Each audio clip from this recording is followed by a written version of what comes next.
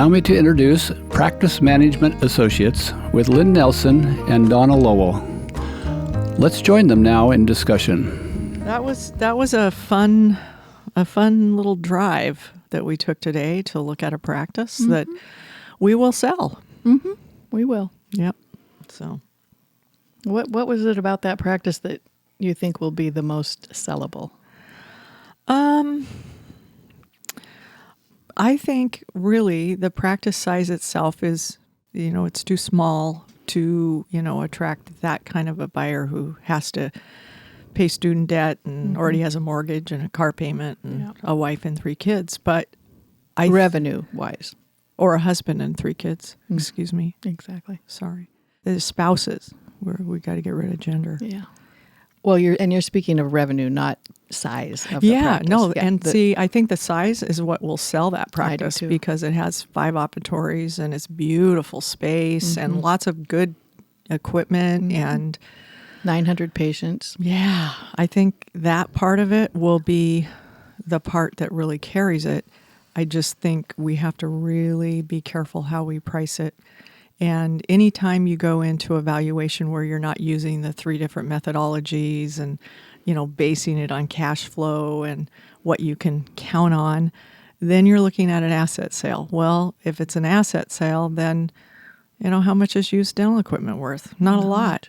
But there's 900 patients, 900 active patients in that practice. And it's ran and organized very, very well, exceptionally well. So I think that part of it is going to really carry it.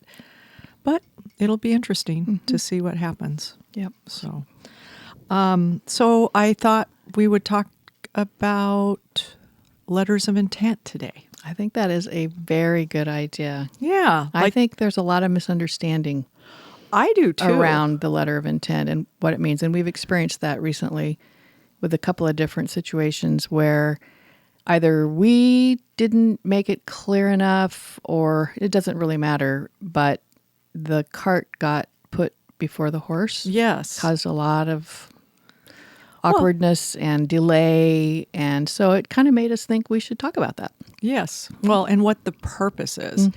And I also think some of the confusion may be that some of our competitors and friendly competitors too tend to want to get the letter of intent before they even share financials. Right.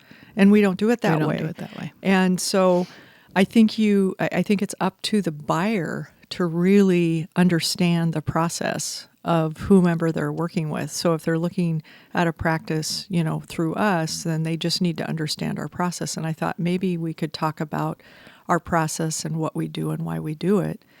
Because unfortunately, we also recently had another gentleman put together a letter of intent. Well, I actually put together the letter of intent, sent it to him. He sent it to his attorney, and his attorney doctored it up so much. I mean, it was almost like the beginnings of the purchase and sale document. Right. He sent it back to me, and I said, this just isn't going to fly because he doesn't want to get his attorney involved at this early stage of the game. We have to just do an outline, a parameter of what we can agree on that's usual and customary, and then we'll talk about it later. Once we have a signed letter of intent, your attorney will have a chance to create what they want to create and vice versa. And unfortunately, he was so strong on that due to his attorney. Well, at least that's what he said. I mean, because you never know. We didn't talk to the attorney.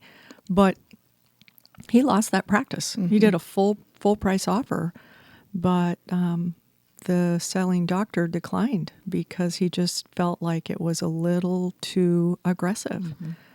And so you don't want to miss out on a practice that you really want to purchase by putting the cart before the horse, right? Getting ahead of yourself. So for our company, how do our listeners, what would you tell our listeners about how we view a letter of intent?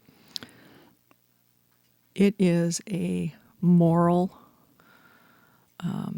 agreement that a buyer is offering X amount of dollars in exchange for the practice. There's also I'm willing to,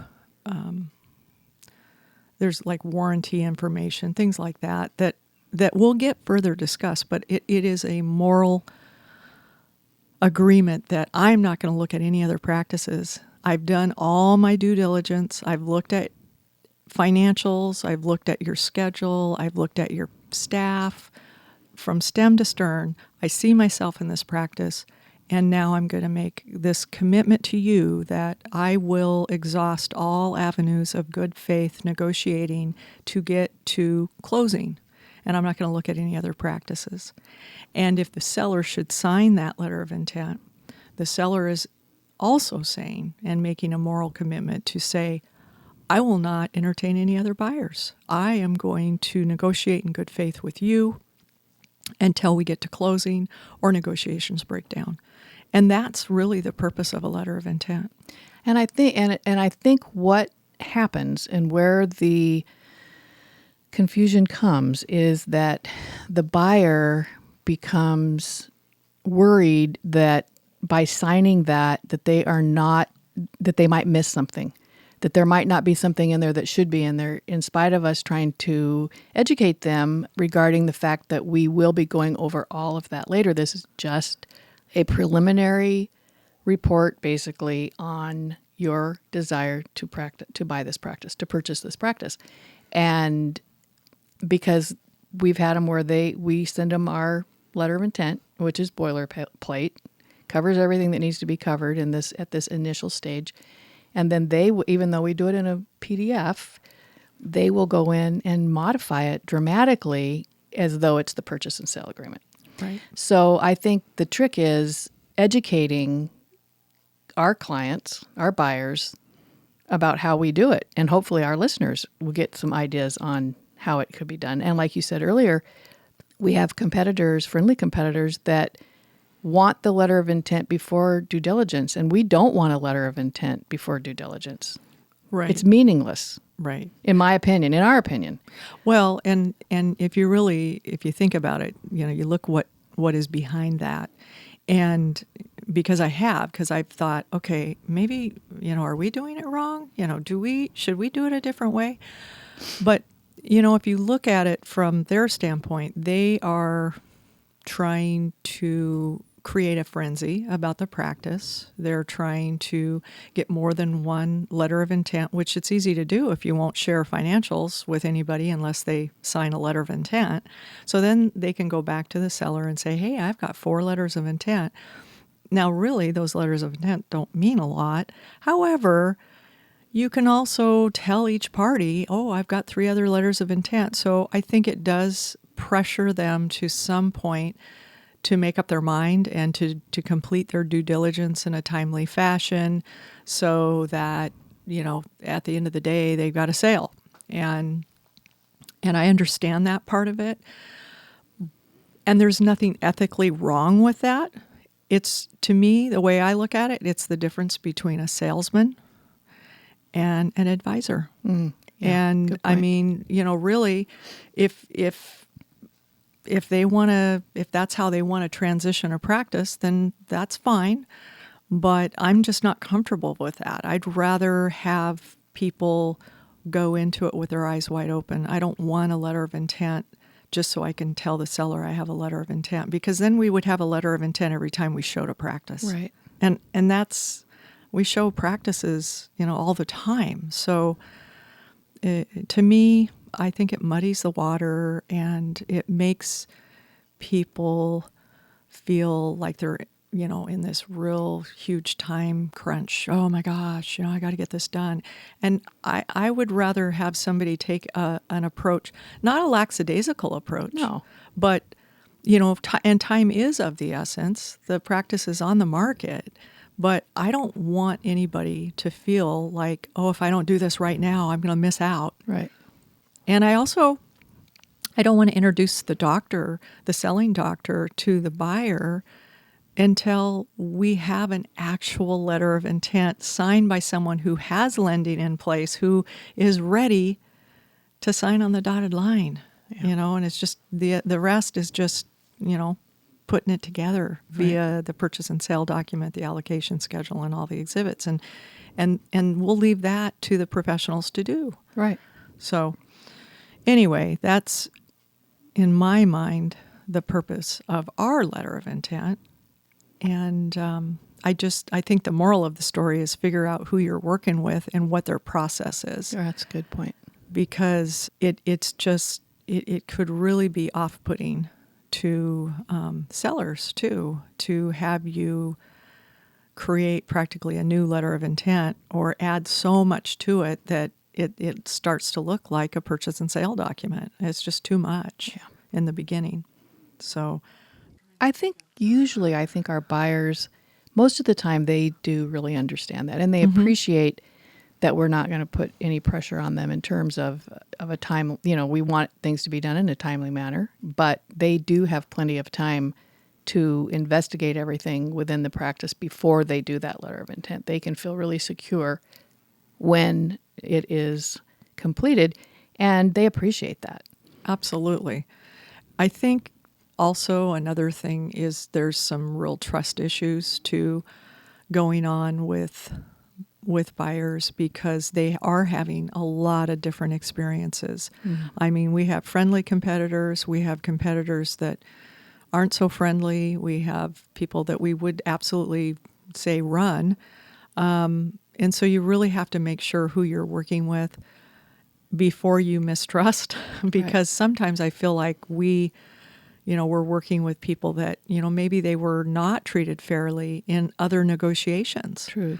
And so that's kind of why I like to be really transparent about that. Yeah. And we have one going on right now in Washington State where the gentleman that is so excited to see this practice, his wife is due to deliver any second.